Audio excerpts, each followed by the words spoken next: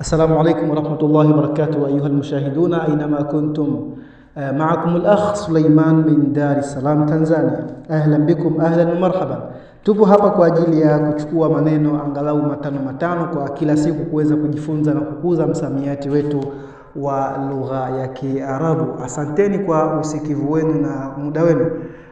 Leo tupo hapa kwa lengo la kuanza kwa khamsu kalimatin yaumia, yani maneno matano kwa siku.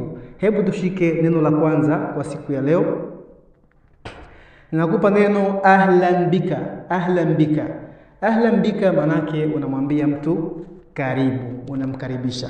Sawa, unaweza kumwambia ahlan bika au unaweza kumwambia ahlan wa sahlan wa marhaba. Hapa ni kumkaribisha, kumjulisha kwamba yeye amekutana na watu wakarimu, yani wasiokuwa na changamoto yoyote dhidi yake. Unamuelewesha kwamba yeye yupo katika sehemu iliyokuwa salama kabisa. Je, unataka kumshukuru mtu umwambieje kwa lugha ya Kiarabu? Mwambie tu shukran laka. Lakini pia vile vile unataka kumsubirisha mtu, mwambie, yani kumwambia, kumfanya au kumnasihi kuwa yeye na subra, awe na subra. Unamwambiaje?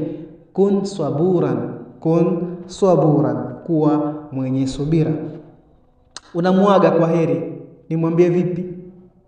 Ma'assalama, kama ninavyokuambia wewe hapo, ma'assalama, kwa heri ya kuonana.